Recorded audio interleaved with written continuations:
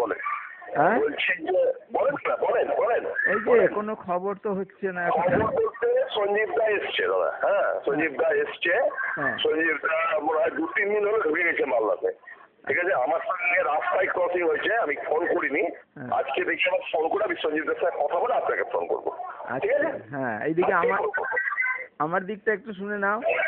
আমরা 1.5 মাস পার হয়ে গেল, আমি তো ধৈর্য হারা হয়ে গেছিলাম। তারপরে বরুণ স্যার এসেছিল, বরুণ স্যার বলে চলো আমি আইসি, খুব ভালো রিলেশন আছে, আইসির কাছে নিয়ে যাচ্ছি। কেন আইসি তো আমার আত্মীয়কে তো বলে রেখেছি, কিন্তু যাওয়া তো ঠিক না, তাও নিয়ে গেল। তো আইসি যা বলার বললো, মেডিসিন কিছু দিলাম না। এবার ও পরের দিন থানায় ডেকে সবার সঙ্গে কথা বলে, ওদের চেম্বারের সভাপতির সঙ্গে কথা বলেছে আইসি আমাদের সঙ্গে।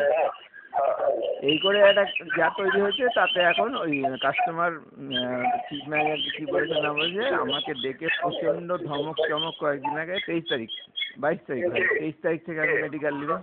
চিফ ম্যানেজার, আমাদের ব্যাংক চিফ ম্যানেজার আর ওই সেকশনের অফিসার সব। আজকে আপনাকে আমি একটা কথা গোপন করতে করেছিলাম, আপনাকে বলি, এখন আপনাকে ক্লিয়ার বলি। আপনার ব্যাংক কিন্তু আপনার পছন্দ হয়ে গেছে, আমি জানি তো। আমার না যে কোনো হলেই আগে ফোন করেছিলাম, প্রত্যেকে আমি বললাম না, কারণ ব্যাংক এটাতে কিছুতেই রাজি না।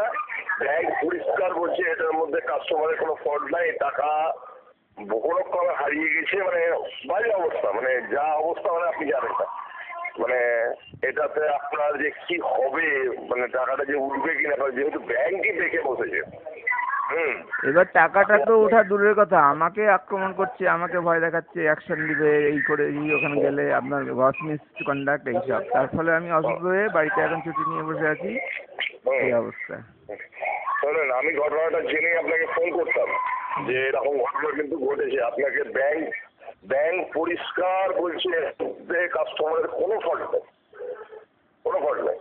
এটা টাকা মানে ওখানে মানে মিসিং হয়েছে, ব্যাংক এটা বিশ্বাসই করছে না।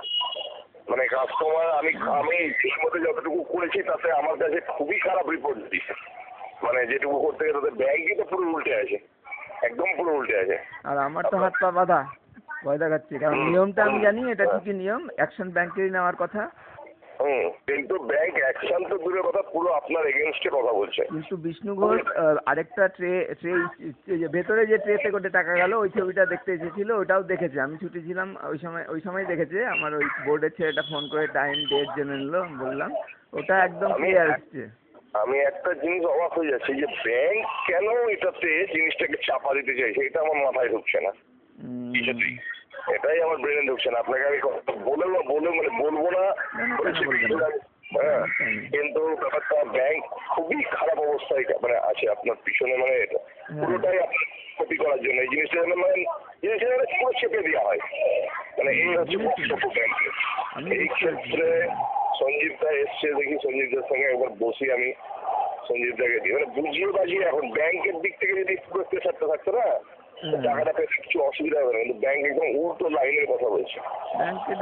কেউ বুঝি করছে না, ইউনিয়নও চুপচাপ বসে আছে, কি মুশকিল বুঝতে পারছি না। সবাই পুরো ডেট এগেন্সট এটার ব্যাপারে। আমি আপনাকে দেখো যদি হয় আমার ওই দেখি প্রুফ দেখিয়ে দিতে পারবো।